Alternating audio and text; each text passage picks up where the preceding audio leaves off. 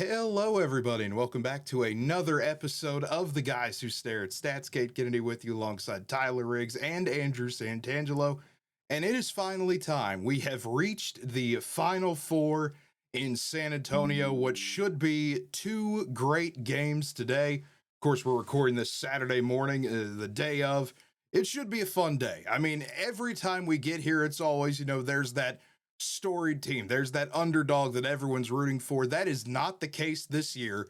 We have gotten all one seeds. First time in a long time. I believe 2007, 18 years ago, was the last time we had all one seeds at the Final Four. Yeah, first time since the last time it was in San Antonio, I'm pretty sure is what I read. It was, yeah. 2008, actually. 2008. So, See, this is still the a problem. long I was time. 6 years Long old. time. Yeah, see, when I was 6 years old, I wasn't watching college basketball, so I can't remember off the top of my head. But either I way, mean, it's shaping up for a great one. I mean, after like you said, not many Cinderella stories in this one, so it's shaping up for a very fun day evening. it is. I mean, it'll get started about 6 o'clock Eastern, 5 o'clock Central, of course, on CBS. But getting into the two games, we'll start with Florida and Auburn, the SEC showdown. Auburn, start with them, the number one overall seed in the tournament. Number four in Ken Palm, Auburn. I mean, we talked about it multiple times. They're a great perimeter defense. They're just a great team all around. They have been the best overall team for the majority of the season. Jedi Broom, of course, one of the player of the year contenders, put up about 19 and 10 per game, 19 points, 10 rebounds a game. And he has a cast that has really helped him out. Chad Baker Mazara, Miles Kelly, Todd Pettiford, Denver Jones, all guys that can score, put up about 10 points per game or more. And then you look at the Florida side. And this is a Florida team that I think everyone has kind of talked about. We've given our spiel about this multiple times. Number two in Ken Palm, an elite offense, a great defense, great perimeter defense as well. And of course, Walter Clayton Jr., the guy that really gets this team going, now averaging 18 points a game for the Gators this season. Elijah Martin, Will Richard, other great scorers as well. And it's interesting to note that, this has kind of been the story of the tournament. A lot of people picked Florida. You come out, you have that momentum with you going into the tournament. That was something we had talked about back then. Florida, a 2.5 point favorite over Auburn. But It surprised me. I really think Auburn's being a little disrespected here. I mean, I think a lot of people are kind of just counting them out as the fourth of the best in this Final Four. I mean, you hear a lot about Duke, hear a lot about Florida, and I don't know. I think Auburn is the most complete team in the tournament, offense and defensively. So I expect them to come out with a lot of power in this game, and it's gonna be a fun battle to watch. Yeah, it should be. And I don't know if Auburn's necessarily getting disrespected. These are the top four teams in the country, right? When you look at it in terms of all the one seeds. And you got to remember, you go back to the regular season, you can only put so much stock into it, but Florida won 90-81 in their last matchup, right? Walter Clayton Jr. talked about him. He was big in that game. Kelly had a good one for Auburn. So the old adage is it's tough to be a good team twice. I could see where maybe Auburn thinks, hey, you know what? We split with them. We should be getting a little more respect. I do think this is probably more of a coin flip overall, but it is what makes this interesting. And we've seen it a couple of times in this tournament. You get to these rematches of conference games, essentially, right? And this is one of those true opportunities you have where you really know what the other team's about. And that's what's going to make it a bit more of a chess battle. It will come down to a couple of those possessions, maybe a key adjustment or two. And I'm curious who could make the better adjustment. I think that's what ultimately this one comes down to. Who could make the better adjustment versus their opponent that they know really well at this point. yeah, I mean, I'm excited to see how this plays out. I mean, anytime you get two teams of this caliber, both of you have talked about it. If you go by the ESPN analytics, they say 58% chance that Auburn wins this game. You had mentioned to Tyler already the earlier matchups. This is one that I think we can all agree that spread of 2.5 is going to be about accurate. Whoever you think is going to win this game, I expect this to be an intense game. I expect it to be a back and forth game the entire time. But at the end of the day, I feel like I have to stick with my pick I've had the entire time. I feel like I have to continue to go with Florida over Auburn. I just think Florida has that streak in them right now where they found a way to just hang around. You think about the game against UConn where they played terrible, and they'll admit that they did not have a good game. They found a way to win it. Against Texas Tech, they had to rally back and get the job done there. Auburn hasn't had that kind of game yet. You could make the argument Michigan State was, back and forth for a while, but Auburn really hasn't had a game in the tournament so far, I think, where they've been in danger. That has not happened yet. And that goes to what Andrew you were talking about earlier, that they are probably the most complete team. But it doesn't matter how you've been the entire season now that you're here for a one game and move on. Yeah, similar to what you said, I'm gonna stick with my pick, and I've been on Auburn all March Madness and pretty much all year too. I really like this Auburn team, so I'm gonna stick with Auburn, getting a close win. I think it's gonna be a high scoring game, and I just think that in the end, Auburn's gonna be too much. And Johnny Broome, I mean, he's one of the better players in college basketball, and both offense and defense, he leads their team in blocks. I think he's gonna come out here and get the job done and help Auburn top Florida. I've kind of went back and forth on this. I've really liked what Florida's been doing, but Auburn, for whatever reason, I thought they'd stumble in this tournament, right? I thought at some point they were done somebody that would had an answer for them. Hasn't happened so far, and I think I am on the side of finally. I think this Auburn team is absolutely probably the most complete, maybe of these top four. They just don't have many weaknesses. And I think they get done over Florida. I think they make the adjustments to get the last laugh if you won the series. I'm changed my pick from what we had the Sweet 16. Give me Auburn to get it done over Florida. Well, either way, I mean, it's going to be an amazing game. And we got to talk about the other one seed versus one seed battle here, Houston and Duke. Duke, a 4.5-point favorite in this one. Of course, Cooper Flagg, the player of the year, going to be the number one pick in the NBA draft. We go on and on about Cooper Flagg, and we could have a whole 5-minute discussion about him personally if we really wanted to. Putting him 19, 7, and 4, he has been just amazing to watch the entire season. Hasn't changed in the tournament. Duke, the number one team overall in KenPom, top 5 efficiency on both sides of the ball, a great shooting team. They are just an insane team without Cooper Flagg even. But of course, he turns them up another notch to this truly elite type of team that they have.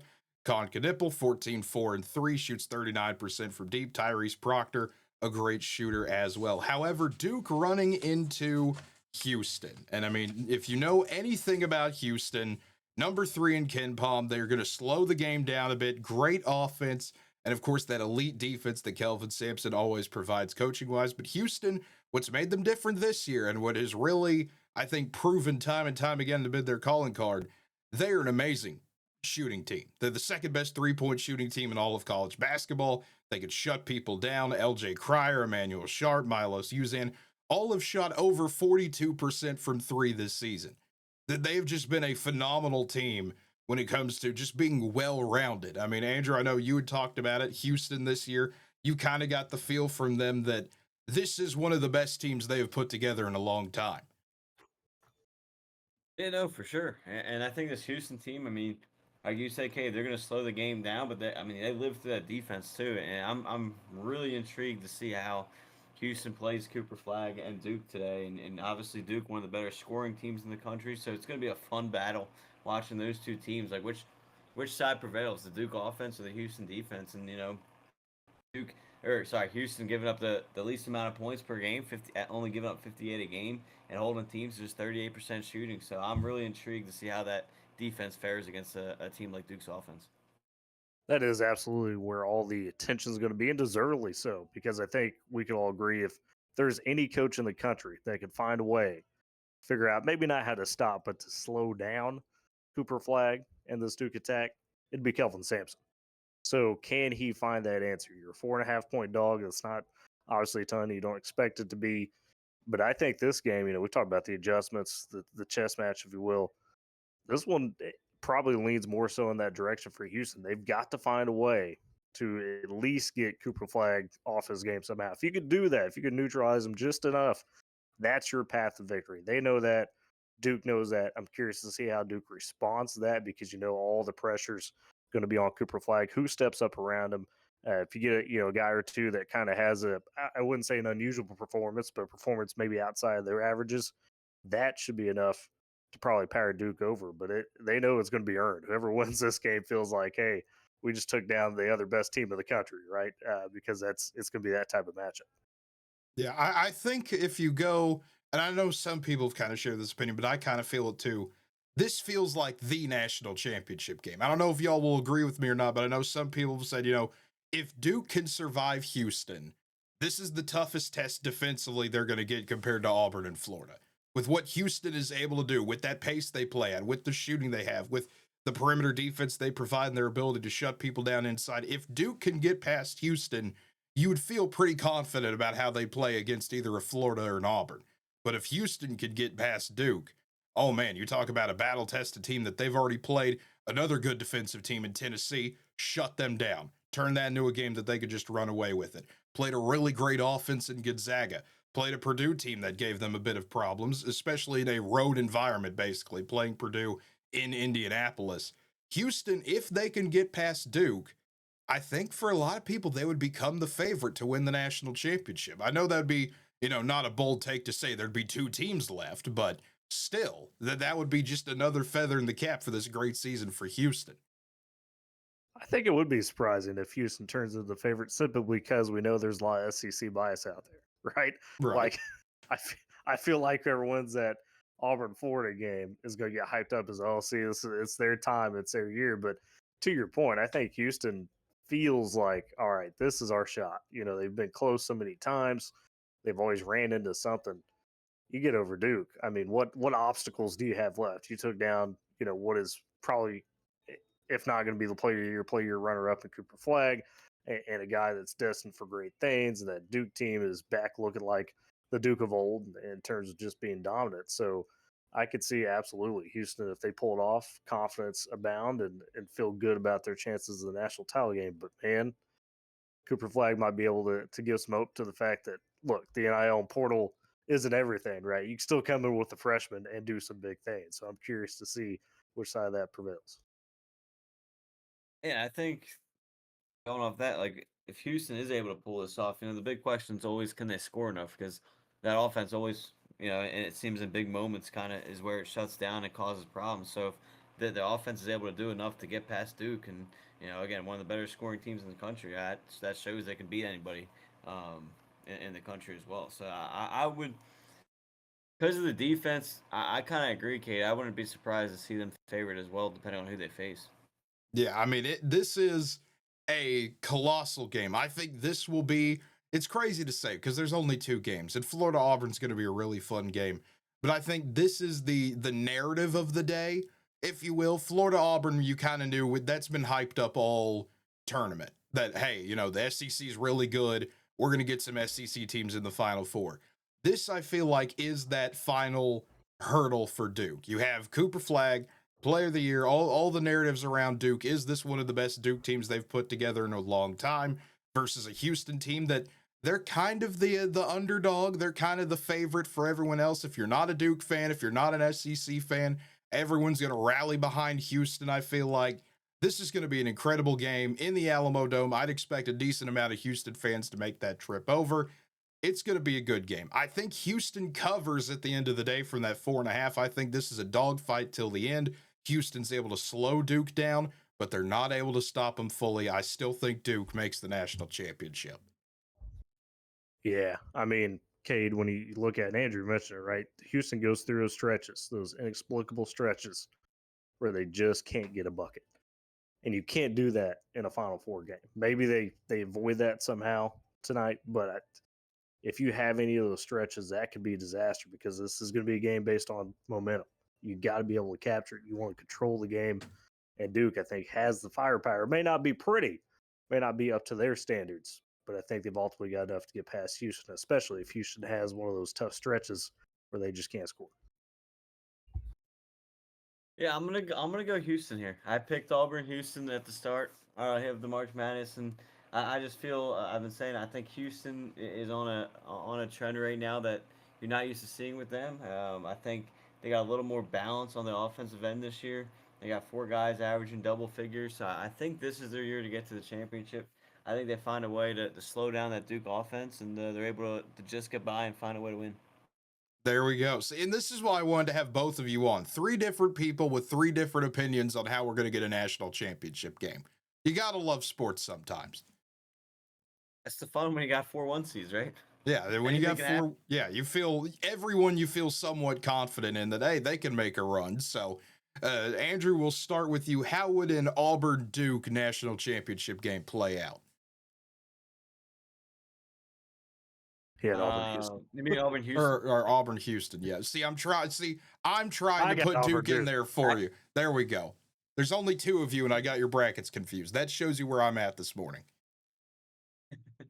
No, I think Auburn and Houston. I think it would create a very good matchup. Two very good defensive teams. I mean, we already talked about Auburn being maybe the most balanced team in this tournament, offense and defensively, and that's where I think that kind of game would give Auburn the edge because they're so well balanced that they know how when if they go through an offense stretch they can't score, their defense can keep it in it, or vice versa. If they can go toe to toe and outscore anybody as well. So I'd say Auburn would take care of business against Houston. Okay, and then Tyler, now we can get to the Auburn Duke, how that would match up. Yeah, I paint this matchup as kind of young money versus old money. You say, well, hey, these are two top programs. What do you mean? Auburn, Bruce Pearl, well experienced. You got a older squad, one that's supposed to be more experienced, and has shown that throughout the year. And it's key players. And then Duke, right? You've got kind of the new era, if you will, for them. You got the young guys, the young cats. What wins in that battle? And I've said this before, but I feel ultimately when you get to these situations, especially with the big game on the line, that talent's going to show through whether it's young or old. And I think at the end of the day, Duke with Cooper Flag, he's too much to handle. Like people have tried to throw in so much at him all year long, and at the beginning of the year, there were some times where you're maybe able to get after him a little bit, but he's just continued to be better and better and better and get more comfortable, right? In terms of what he knows he's capable of. And I think that proves to be the difference. Auburn's well balanced. It'd be a dogfight down the last couple of possessions, as you would hope for a national title game. But I do think Duke's got the right mix this year. There's something about Cooper Flag and the way they built that team around him that I really like in terms of being able to actually get over the top of everybody else. Yeah, and that's kind of how I feel with the Florida Duke game that I've got predicted, where I think, first of all, would be an amazing game. You're talking about 1 versus 2 in Ken Palm. You don't see that happen a lot for a national championship game where you get these, okay, this is what the analytics think are the actual 2 best teams going at it. I think that would be a lot of fun. But at the end of the day, the best team with the best player is going to get the job done, and that is Duke. You had mentioned it a bit, Tyler. Cooper Flag's had so many things thrown at him. Florida will try to find a way to challenge him.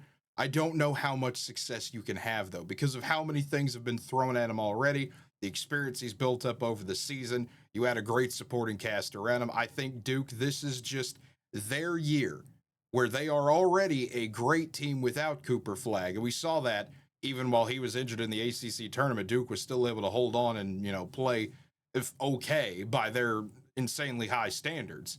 But you added him back, and you've seen what's happened so far in the tournament. I mean, it has just been win after win, just domination, over Baylor. The one that really stuck out to me was how they handled Alabama, a great offensive team in Alabama, and they just completely shut that down and blew them out. This is a Duke team that I feel like can be stopped, but it's going to take a Herculean effort to do it. I like Duke to win the national championship still. But nevertheless, I mean, it is going to be a fun Final Four. It's nice to see all 1 seeds. Every once in a while, you get that mix, and people love an underdog. But I'm kind of excited to see how it's going to be. I just pray we don't have blowouts like the women's games last night. As long as we don't do that, we should be fine.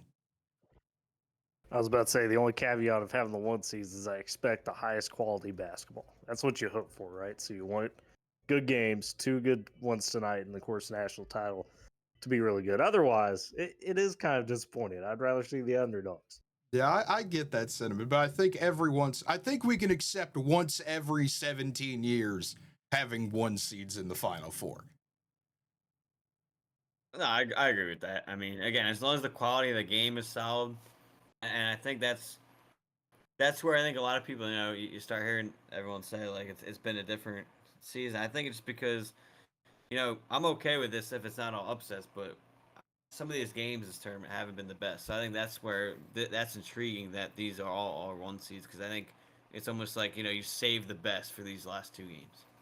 Absolutely. And it'll be fun to see how everything plays out in the Alamo Dome tonight on CBS. And of course, we'll be back with the national championship to recap that on Monday night, or we should be able to. I would hope so, but we'll have to see work and all sorts of other stuff permitting.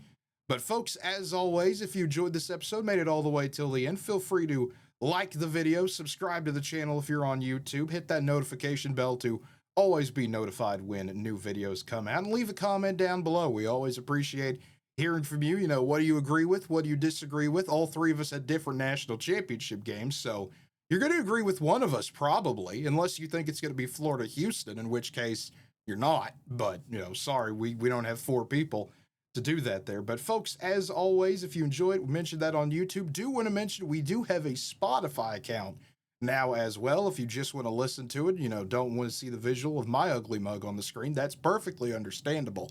But folks, if you're watching on Spotify or listening as well, feel free to rate it 5 stars.